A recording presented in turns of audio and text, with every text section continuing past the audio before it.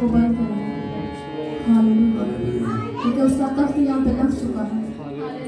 वो नहीं बदलता, उसका कलाम नहीं बदलता, बल्कि वो जिंदगियों को बदलने की कुदरत रखता है। यीशु नासरी ने खुद फरमाया कि जहाँ 2 या 3 मेरे नाम से इकट्ठे होंगे मैं उनके दरमियान में। और हमारा ईमान है कि वो सच्चा है और बरहक है, उसकी बातें नहीं बदलती, उसका तख्त यहाँ पे लग चुका है। सब अपने हाथों को आसमान की तरफ उठाएंगे, अपनी आंखों को बंद करेंगे और अपनी सोचों को पाक करेंगे, क्योंकि वो यहाँ पे मौजूद है। उसका तख्त यहाँ पे लग चुका है। हालेलुया। यीशु नाम जिंदगी का जाम, जिंदगी का दे वही आराम। हमें कहीं ना कहीं आराम की जरूरत है, दिल में सुकून की जरूरत है। एक बेचैनी है दुनिया में, तो जरूरत है खुदावंद का आराम हमें मिले, सुकून। हम खुदा के कदमों में बैठें और वो सुकून हासिल करें जो दुनिया नहीं दे सकती, इंटरनेट नहीं दे सकता, और चीजें नहीं दे सकती, आसाइशें नहीं दे सकती, लेकिन वाहिद आराम सुकून हमारे खुदावंद के कदमों में है। और वो जिंदगी का जाम है। दुनिया के जाम जो है ये हमें अनकॉन्शियस कर देते हैं, बेहोशी की हालत में ले आते हैं। लोग पता नहीं क्या हो जाता है, उन्हें गालियां और अजीब हालत हो जाती है। लेकिन ये ऐसा जाम है जो सुकून दे देता है, जिससे जिंदगी मिलती है, आराम मिल जाता है। हालेलुया। यीशु नाम जिंदगी का जाम, जिंदगी का दे वही आराम। यीशु नाम जिंदगी का जाम, जिंदगी का दे वही आराम। यीशु नाम, यीशु नाम, यीशु नाम, यीशु नाम, यीशु नाम, यीशु नाम, यीशु नाम, यीशु नाम, यीशु नाम, यीशु नाम,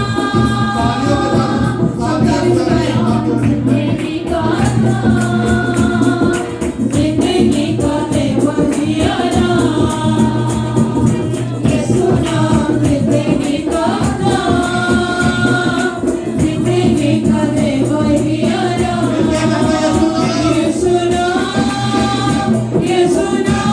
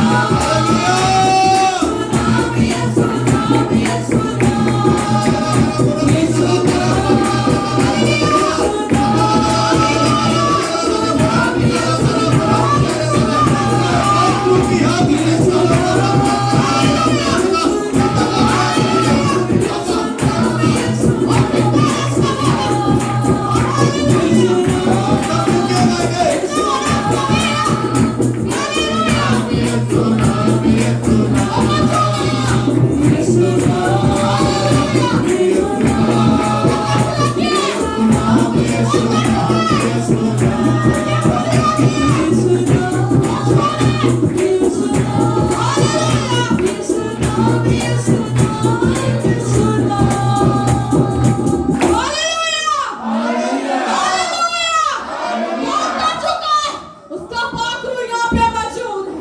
वो जुम्मस करे, सब अपने होठों को खोलेंगे। हालेलुया। उसने कहा बोल तो मैं कौमों को तेरी मिरास में दे दूंगा। तू एक मरतबा बोल तो सही, तो अपने होठों को खोल, तो मैं इसको खूब भर दूंगा। उसके हजूर में मांगे, वो देने के लिए तैयार है। वो दे चुका है, वो यहाँ पे मौजूद है, वो हमारे साथ खड़ा है। उसने कहा ना घबरा, मैं तेरे साथ हूँ, ना खौफ ना खा, मैं हमेशा तेरे साथ हूँ। दुनिया में हर कोई तुझे छोड़ जाएगा, लेकिन मैं कभी तुझे तन्हा ना छोड़ूंगा। मैं दुनिया के इंतहा तक तेरे साथ हूँ। तुम मुझसे दस्तबरदार ना हो। ए मेरी बेटी, मेरी बेटी, मेरे पास वापस लौटा। सब अपने होठों को खोलेंगे, क्योंकि वो यहाँ पे मौजूद है। बादशाहों का बादशाह, हमारी जान को बनाने वाला यहाँ पे मौजूद है। वो यहाँ पे उतर चुका है।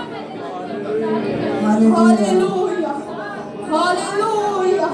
और खुदा रखा बोला, हालेलुया।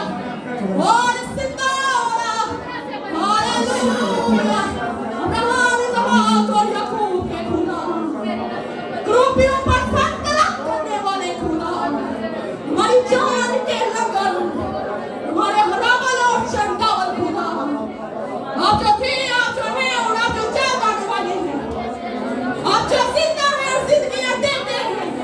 ये सुना सी, जिस तरह आपने लाजर को आवाज दी, ये लाजर बाहर आ जा, इसी तरह खुदा, ए खुदा, यीशु के नाम से यीशु नासरी हमें आवाज दे कि हम अपनी गुलामी जिंदगी से बाहर आ जाए।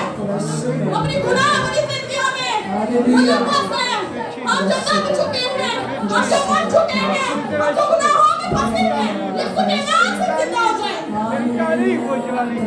बच्चों जमीने यीशु के नाम से इसी वक्त जख्म हो जाए।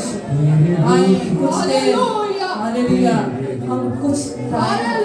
खामोशी में गुजारेंगे और खुदा की हुजूरी को महसूस करेंगे। वो मौजूद है। ऊंची दुआ नहीं करेंगे, अपने दिलों में अपने खुदा के हुजूर में दुआ करेंगे। और वो यहाँ पे मौजूद है। हालेलुया, तेरा शुक्र, हालेलुया, तेरा शुक्र, तेरा शुक्र। एक काम नया तू करेगा, बियाबान में दरिया बहेगा। हालेलुया। सब खामोशों और खुदा की हुजूरी को महसूस करेंगे और कहें खुदावंद मुझे आंसू दे ताकि मैं आंसू के साथ दुआ करूं, मेरे दिल की सख्ती को तोड़ दे। हम रूहानी तौर पर कई दफा बहुत सख्त हो जाते हैं, खुदा की आवाज सुनना हमारे लिए मुश्किल हो जाता है, हम नहीं सुन सकते। कहें खुदावंद मेरी दिल को खुदावंद दे, मेरी सख्ती को तोड़ डाल, मुझे नरम कर दे ताकि ये दिल की जमीन जरखेज हो जाए खुदावंद, ताकि मैं तेरे कलाम को कबूल कर सकूं। हालेलुया, तेरा शुक्र। एक काम नया तू करेगा, बियाबान में दरिया बहेगा। हर दरवाजा जो बंद खुल जाएगा, हर दरवाजा जो बंद खुल जाएगा। सहरा में भी एक राह बन जाएगा, सहरा में भी एक राह बन जाएगा। तेरी रूह से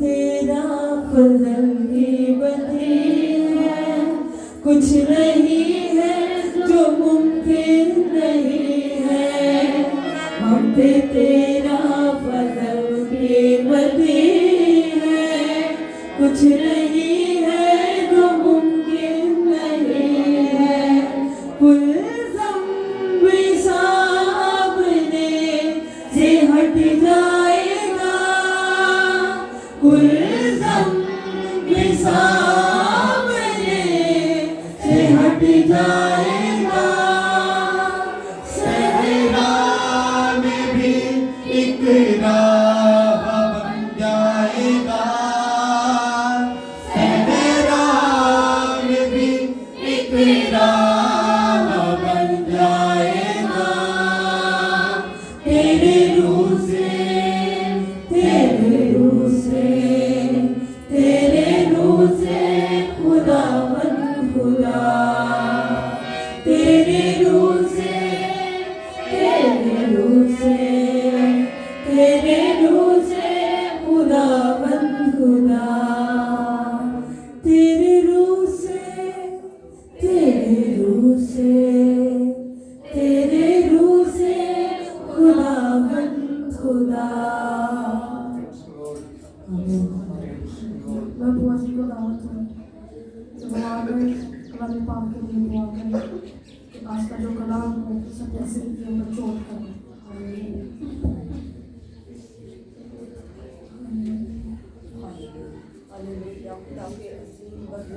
हम देव से दिल की था गहराइयों से तेरा शुक्र, तेरी तारीफ, तेरी सताइश करते हैं इस खूबसूरत वक्त के लिए जो आपने हमारी जिंदगी में वक्त दिया कि मिल करके तेरी हुजूरी में जुड़ सके, तेरे नाम की तारीफ कर सके, तेरी सताइश कर सके कि तू जिंदा खुदा का बन रहा है। यीशु नासरी कल आज हमेशा यकसा खुदा है, हमारी दुआओं को सुनता है, जवाब देता है, हमारी तेरी शुक्रगुजारी करते हैं सारी की गई प्रस्तश के लिए खुदा तूने बड़ी मदद रहनुमाई हिफाजत की खुदा खुदा। अब वक्त आ पहुंचा कर तेरी मीठी शीरी आवाज को सुन सके खुदा खुदा, हमारी बंजर जमीनों को जरखेज कर दे खुदा खुदा। आज का बोया हुआ बीज खुदा रहेगा ना जाए 30 नहीं 100 60 नहीं बल्कि 100 का 100 गुना फल लाने वाले बने खुदा तेरी शुक्रगुजारी कर दे।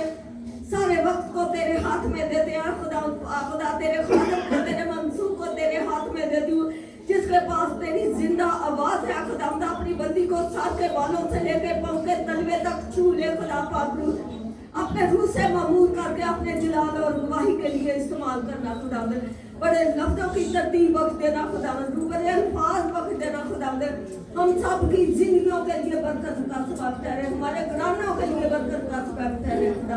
तेरी शुक्रगुजारी करते सारे वक्त को तेरे हाथ में देते हैं, छूना ब्लेस करना मसीह यीशु का खूबसूरत जलाली बाबा का नाम लेकर मांगते और पा लेते हैं।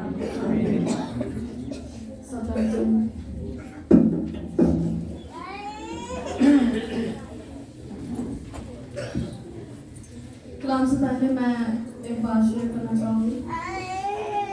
सबको ही पता है कि मेरी आदत है मैं ना एक मिसाल देती हूँ, एक एग्जाम्पल देती हूँ जब भी खुदा मुझे यहाँ पे खड़ा करे। मेरी मिसाल ये है कि एक बल्ब है, उसको जाके ऑन करेंगे तो ऑन होगा, वरना होगा वरना नहीं होगा। अगर हम उसे जाके स्विच को ऑन नहीं करेंगे तो वो ऑन नहीं होगा और कमरे में रोशनी नहीं होगी।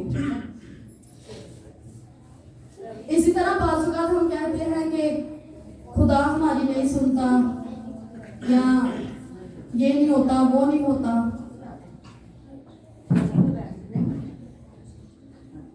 और बाज़ औक़ात हम गिर भी जाते हैं इन बातों से, लेकिन हम ये नहीं जानते कि इसमें हमारी कुछ कमी है जिसकी वजह से वो बात पूरी नहीं हो रही।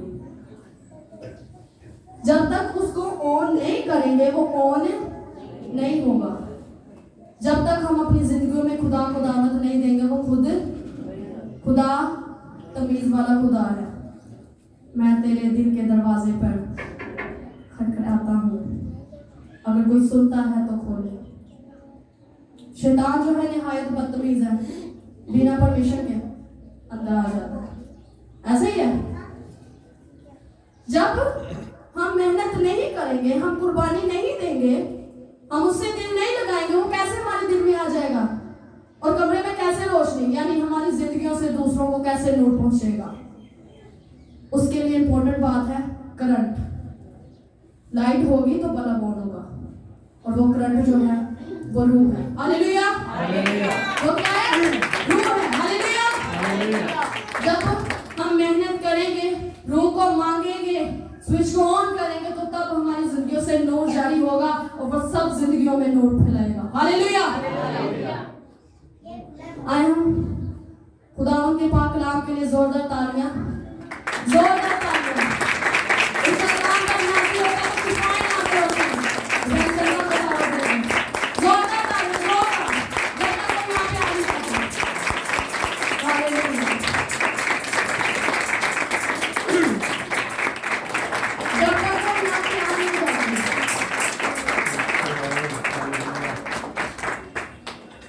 हालेलुया।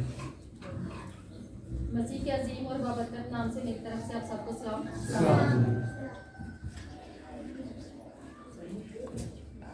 हालेलुया। हालेलुया। आज हम खुदावंद के पाक कलाम से पढ़ेंगे। ये खुदा का कलाम है जो कि हमारी तरबियत के लिए, हमारी नसीहत के लिए और हमें तरतीब बख्शता है। हमारा खुदावंद जो कि तरतीब का खुदा है, और इस कलाम के वसीला से हमें तरतीब मिलती है। हमें पता चलता है कि हमने अपनी ज़िंदगी कैसे गुजारनी है, और अगर हम बुराई के रास्ते पर चलते हैं तो फिर ये हमें डांटता है, नसीहत करता है, और अगर हम खुदावंद के साथ चलते हैं तो फिर हमें बरकत मिलती है ना। हाँ जी, खुदावंद वादों में सच्चा खुदा है। वो अपने वादे पूरे करने में कभी भी देर नहीं करता। और ये कलाम एक छड़ी है जो कि पढ़ती है और इंसान को पता भी नहीं चलता। फिर खुदावंद के पास आते हैं तो इससे साबित होता है कि खुदावंद ने हमें बुलाया है, उसने हमें डांटा, उसने हमें छांटा ताकि हम उसके पास आ सकें, उसके कलाम को सुन सकें, उसकी आवाज़ को सुन सकें, उसकी बातों पर अमल कर सकें। तो इसी तरह आज हमारी तरबियत के लिए, हमारी नसीहत के लिए, हमारे चाल चलन को दुरुस्त करने के लिए आज का कलाम देखते हैं कि खुदावंद हमें क्या सिखाना चाहता है। जैसा कि आप सब जानते हैं कि रोज़ों के आम हैं, इसलिए हम रोज़े के बारे में कुछ सीखेंगे। जितना मेरा खुदावंद मुझे देगा उतना मैं आप सबको बताऊंगी। हम रोज़े के बारे में पढ़ेंगे मत्ती रसूल की अंजील उसका 6 बाब।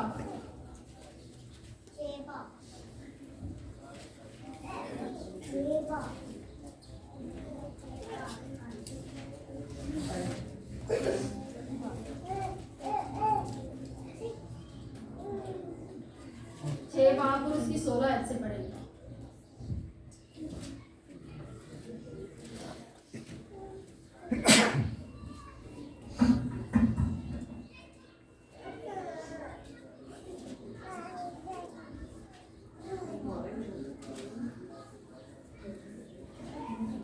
पढ़ने में रहनुमाई कर दे,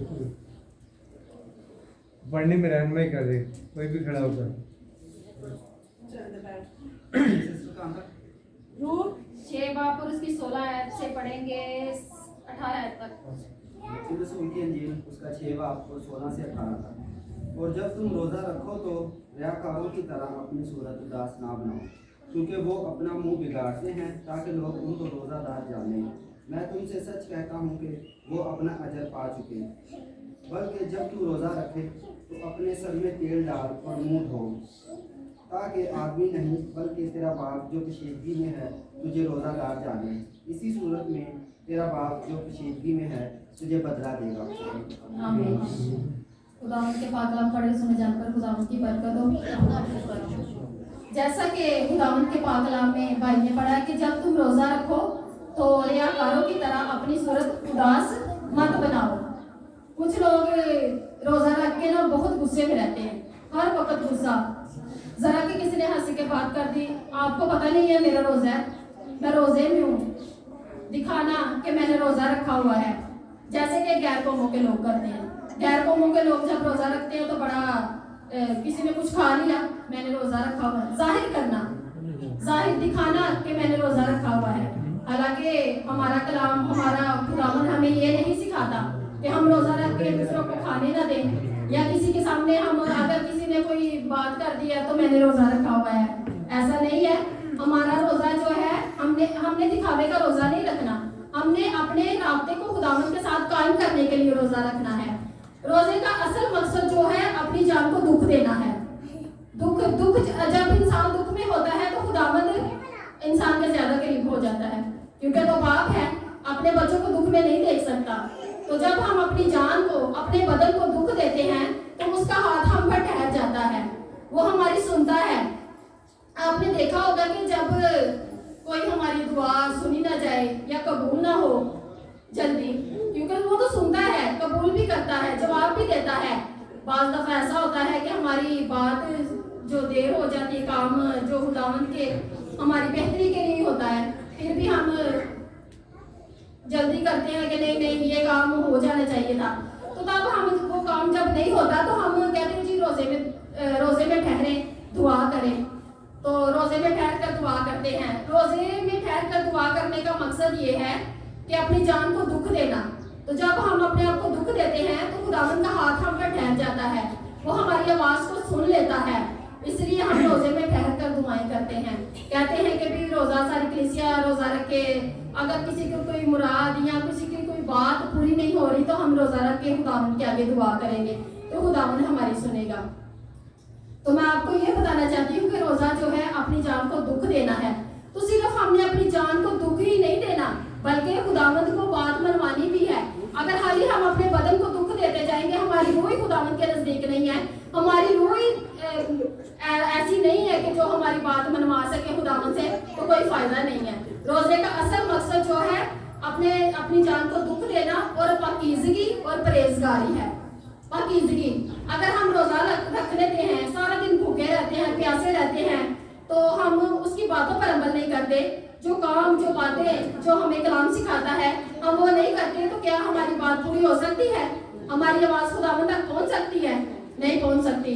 तो मैं जब भी खुदावंद का पाक कलाम के लिए खड़ी होती हूँ तो मैं यही आपको बताती हूँ कि हमें औलाद हमेशा वालिदैन पर जाती है, औलाद हमेशा वालिदैन पर जाती है। तो जब बच्चों को कोई कहता नहीं कि अपने माँ पर गया या बाप पर गया, तो बच्चों को खुशी होती है इस बात की। और अगर हमें कोई कहे कि ये यीशु मसीह पर गया तो हमें खुशी नहीं होगी? बहुत खुशी होगी हमें। वो तो इंसान बहुत खास होगा जिसको कोई कह दे कि ये खुदावंद पर गया है, खुदावंद यीशु मसीह पर गया है, वो हमारा बाप है, उसने हमारा फिदिया दिया हुआ है, तो हमें उसके जैसा बनना है। तो हम हमारे किरदार से जाहिर होगा कि हम उसके बेटे और बेटियां हैं। तो क्या हमने कभी अपनी जिंदगी पर गौर किया है कि हमारा किरदार मसीह यीशु जैसा है या नहीं?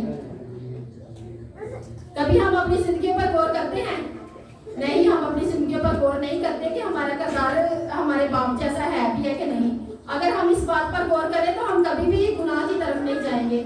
हमारा बाप किसी को गाली के बदले गाली नहीं देता था, और हमारा बाप कभी किसी को कोई थप्पड़ मारता उसके बदले थप्पड़ नहीं मारता था। उसके तो मुंह पर थूका गया, उसे कांटों का ताज पहनाया गया, उसको बिना वजह उसका कोई गुनाह भी नहीं था। हमारी गुनाहों की खातिर उसको इस तरह रोंदा गया, उस पर जुल्म किए गए, कोड़े मारे गए, थप्पड़ मारे गए, थूका गया उसके मुंह पर। उसने किसी को कुछ कहा था? नहीं। उसने कहा कि बाप इनको माफ कर, क्योंकि ये नहीं जानते कि ये क्या करते हैं। इसी तरह हमें भी अगर उसके जैसा बनना है, बाप की तरह बनना है, तो फिर हमें भी बर्दाश्त, हम में सब्र होना चाहिए, बर्दाश्त होनी चाहिए। जब हम बर्दाश्त करना सीख जाएंगे तो तब हम खुदावंद जैसे बन सकते हैं, क्योंकि वो बर्दाश्त करता था, वो प्यार करता था, वो सब्र करता था। तो हमें अगर बाप जैसे बनना है तो हमें वो तमाम बातें होनी चाहिए जो हमारे बाप में थी। अगर वालिदैन बच्चे कोई गलत काम करते थे तो माँ बाप कहते हैं कि ऐसी तरबियत मैंने इसकी नहीं थी की। माँ बाप को गुस्सा आता है ना कि मैंने इसकी ऐसी तरबियत नहीं की जैसे मेरा बच्चा ये काम कर रहा है। तो इसी तरह उस बाप ने ये कलाम के जरिए हमारी नसीहत और तरबियत की हुई है।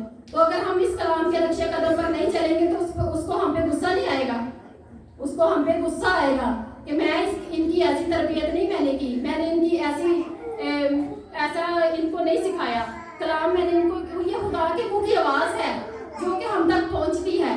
तो हमारा खुदावंद कुदरत से भरा हुआ है, हमारा खुदावंद सब्र से भरा हुआ है, उसमें बर्दाश्त है। आप जब भी रोजा रखें तो सिर्फ अपने पेट को भूखा ना रखें, अपने बदन को तकलीफ ना, अजियत ना दें, बल्कि आप पाकीज़गी में रहें, परहेजगारी में रहें और खुदावन के साथ वक्त को गुजारें। ये रोज़ा हमारा ये नहीं कि हमने रोज़ा रख लिया सारा दिन सो लिया है, नहीं भूखा हूँ मैं, मुझसे बात नहीं की जा रही, मुझसे ऐसे नहीं। खुदावन जोर बख्शेगा आपको। खुदावन कुदरत से बना हुआ खुदा है। अगर उसका हाथ आप पर है ना तो आप कभी भी, क्योंकि खुदावन के पाक कलाम में लिखा है कि आदमी सिर्फ रोटी ही से जीता ना रहेगा, बल्कि हर उसके उस बात से जो कि खुदावन के मुंह से निकलती है, तो उसका वादा कभी भी झूठा नहीं है। अगर उसके मुंह से ये बात निकली है तो ये बात सच है कि हम रोटी से नहीं सिर्फ जीते रहते। रोटी तो हमारे जिस्म को सिर्फ ताकत बख्शती है, हमारी रूह को ताकत क्या बख्शता है? खुदा का कलाम। हमारी रूह को ताज़ा खुदावन की बातें करती हैं। तो हमें ज्यादा वक्त खुदावन के साथ गुजारना है। रोजे का मकसद ये है कि खुदावन के साथ अपना राब्ता करीब करना, कायम करना, उसके पास उसके साथ अपने सारा दिन उसके साथ गुजारना। तभी आपका रोजा असल मकसद यही होगा कि ये आपका रोजा है। रोजे का असल मकसद यही होगा कि आपने सारा दिन खुदावन के साथ गुजारा है। तो मैं आपको ये बताना चाहती हूँ कि अगर हम रोजे में भी वही काम करें, सिर्फ भूखे रहने, काम वही करने हैं, तो क्या हमारा ये रोजा है? नहीं, ये रोजा नहीं है। सारा दिन इंसान वैसे भी भूखा रह सकता है। कभी ऐसा हो जाता है कि सारा दिन इंसान खाना भी नहीं खाता तो गुजारा चल जाता है, लेकिन नहीं, जब आप खुदावन के साथ अपने वक्त को गुजारेंगे, उसके साथ उसके आगे दुआएं करेंगे, अपनी तमाम इल्तिजाएं खुदावन के हुजूर रखेंगे, अपने दिल को खुदावन के कदमों में डेल देंगे, तभी आपका असल मकसद पूरा होगा। और जो आपने अपने दिल में खुदावन के वास्ते बात रखी कि खुदावन मैंने इस मकसद के लिए रोजा रखा तो तभी वो पूरा होगा। खुदावन अपने वादों में कभी देर नहीं करता। हम में ही कुछ कमियां होती हैं कि हमारी दुआएं सुनी नहीं जाती। हम में कुछ ऐसी बातें होती हैं जो हमें खुदावन से दूर करती हैं, ठीक है ना। हमें इस बात को जानना है कि हमने परहेजगारी करनी है, पाकीज़ा रहना है, खुदावन के साथ चलना है, उसकी परस्तिश करनी है और उसके साथ वफादारी से रहना है। और मैंने ऐसे भी लोग देखे हैं कि रोजा रख लेते हैं ना, उनसे कोई बात करते तो कहते हैं आज मेरा रोजा, आज मैं तेन कुछ नहीं कहना, मैं तेन कल दसागा। ऐसा नहीं है। अगर आपने रोजा रखा है तो दिल में वही बात है, तो फिर फायदा क्या है? फायदा तो कोई नहीं ना। अगर आप रोजा रखे फिर वही दिल में बातें रखते हैं आज के लिए ही आपने बस बदलना है, तो फिर ऐसे रोजों का कोई फायदा नहीं है। बदलना तो अपने आप को पूरी तरह बदले, नहीं तो रहने दें। फिर ऐसा काम थोड़ी देर के लिए बदलना कोई अच्छी बात नहीं है, और इसको बदलना नहीं कहते। तो अगर हम रोजों में रोजे रखते हैं, मैंने बाज़ दफ़ा ऐसे लोग भी देखे हैं कि 40 दिन बड़ा परहेज करना है, बड़े गीत ज़बूर गाने हैं, दुआएं करनी है, और 40 दिन के बाद ईद मनानी है, फिर वही काम शुरू हो जाते हैं हम सबके। ऐसा नहीं है। अगर बदलना तो अपने आप को पूरी तरह बदलना चाहिए। हमारे लिए हर दिन वैसा ही होता है जैसा कि रोज़ों में है, क्योंकि हमारा खुदावंद हमें ये नहीं सिखाता। हमारा खुदावंद हमें जो कलाम के जरिए नसीहत करता है, हमें इसके नक्शे कदम पर चलना है, क्योंकि ये कलाम हमारे कदमों के लिए चिराग है, राह के लिए रोशनी है। ये हमें बताता है कि हमें कैसे चलना है। वो कभी भी हमें तरीकी में नहीं जाने देता। तो हमें कभी भी किसी को गाली के बदले गाली नहीं देनी, बल्कि अगर हमें कोई तंग कर रहा है ना तो खुदावंद पर छोड़ दे, फिर देखें कि खुदावंद कैसा बदला लेता है। हमसे ज्यादा बदला अच्छा वो ले लेता है। हम करेंगे तो क्या करेंगे? अपने आप को भी गुनाह में लेकर जाएंगे, गाली दे देंगे, थप्पड़ मार देंगे। नहीं, बदला देने वाला ऊपर बैठा हुआ है। अगर आपके साथ कोई गलत कर रहा है ना, आप खुदावंद के वास्ते से छोड़ दें, उसे कह के खुदावंद आपको बरकत दे। फिर आप देखें कि खुदावंद कैसा इंसाफ करता है, क्योंकि वो इंसाफ करने वाला खुदा है। वो हर एक को एक जैसा जानता है। उसकी नजर में कोई भी बड़ा छोटा या अच्छा बुरा नहीं है। वो तो गुनाहगारों को, जो खुदावंद के साथ चलते हैं उनको, और जो नहीं चलते उनको भी बुलाता है, कहता है कि बच जाओ। वो तो बचाना चाहता है, उसने तो हमारा फिदिया दिया है। अगर आप कोई चीज पैसों से खरीद लेते हैं तो अगर वो टूट जाए या उसका कोई नुकसान हो जाए तो आपको दुख होगा ना। तो उसने तो अपना खून बहाया हुआ है, हमें खरीदा हुआ है, हम खरीदे हुए लोग हैं, तो हमें उसकी मर्जी को पूरा करना है। उसने हमें खरीदा है। हम अगर कोई चीज ले लेते हैं तो उसको अपनी मर्जी से चलाते हैं। तो अगर हमें उसने खरीदा तो उसने भी हमें अपनी मर्जी से चलाना है। तो अगर हम ऐसे रोजा रखेंगे कि खुदावंद के कलाम को पूरा करेंगे, खुदावंद के साथ चलेंगे, तो तभी हमारी दुआओं को खुदावंद कबूल करेगा और हमारी वो मुराद जो कि हमने खुदावंद के आगे रखी है वो पूरी होगी। तो हमारा खुदावंद हमें यह सिखाता है कि हमने रोज़ों में ही सिर्फ ऐसे नहीं करना बल्कि अगर आप 15 दिन या 20 दिन रोज़ा रख रहे हैं तो एक दिन 2 दिन अगर कोई काम कर लें तो हम आदी हो जाते हैं, वो काम करने आदी हो जाते हैं ना। तो अगर हम 20 दिन या 15 दिन भी रोज़ा रख रहे हैं तो हमारी आदत बदल जानी चाहिए हमेशा के लिए। हमेशा के लिए हम सोचें कि अगर हम 15 दिन ये काम कर सकते हैं ना, कोई ऐसा काम नहीं करते जो कि खुदावंद को नापसंद है। मुझे पता है इंसान होते हुए इंसान से हो जाते हैं ऐसे काम, लेकिन हम अपने आप को काबू में रखना बहुत ज़रूरी है। जब आप तकलीफ से हैवी हो तो दुआ करें जिंदा खुदा के नाम से, उसको डांटें, उसको कहें कि हमारा खुदावंद जिंदा खुदा है, हम जिंदा खुदा को मानते हैं। अगर आपका चाल चलन अच्छा होगा ना तो गैर कौमों के लोग भी आपको ये बात कहेंगे कि ये जिंदा खुदा को मानने वाले हैं। हमारी पहचान उससे होनी चाहिए, हमारी पहचान ये होनी चाहिए कि लोग जाने कि ये मसीह यीशु को मानने वाले हैं जो कि जिंदा है। उसकी कब्र आज भी खाली है, तो हमें उसकी कब्र पर फख्र करना चाहिए और फख्र से बताना चाहिए कि हम उस खुदा को मानने वाले हैं, उस जिंदा खुदा को मानने वाले जो हमारी दुआओं को सुनता और कबूल करता है। और पेशीदगी में रोज़ा रखना ये नहीं है कि 5 दफ़ा बहनों ने रोज़ा रखा हो ना तो कोई पूछ लेना रोज़ा आगे से चुप बोलना ही नहीं। तो कभी पूछ ले तूने रोज़ा रखा था, बताया ही नहीं। मैं पूछा, मैंने तूने बताया नहीं। कलाम में लिखा हुआ है कि रोज़ा पेशीदगी में रखना चाहिए। इसका मतलब ये नहीं है कि आप झूठ बोल दें कि नहीं मेरा रोज़ा नहीं है। बस इसका मतलब ये है कि हमें हंसते हुए, जैसे हमारी रूह ताज़ा है, हम रोटी ही से नहीं सिर्फ जीते बल्कि कलाम के वसीला से भी जीते हैं। तो अपनी रूह को ऐसे रखना चाहिए जैसे ताज़ा है और खुदावंद की परस्तिश करें, उसके ज़बूर गीत, उसकी तारीफ अपने मुंह से बयान करें, अपने होंठों से उसकी तारीफ करें और ऐसा कोई काम ना करें कि जो खुदावंद को पसंद ना हो। तब देखें कि खुदावंद आपकी कैसी सुनता है। खुदावंद तो दुख में आप पर हमेशा उसका हाथ आप पर ठहर जाता है, क्योंकि वो अजीम खुदा है। उसका वादा है कि मैं एक माँ से बढ़कर अपने बच्चों से मोहब्बत रखता हूँ। इसलिए खुदावंद हमें सिखाता है कि हमें जब रोज़ा रखें तो अपने पेशीदगी में रखें, खुदावंद के साथ वफादारी से चलें और अपनी रूह को ताज़ा रखें, ना कि हम हर एक बात में दूसरों के रहमो करम के मोहताज बन जाए कि मैंने रोज़ा रखा हुआ है, मुझ पर तरस खाओ, मुझ पर रहम करो।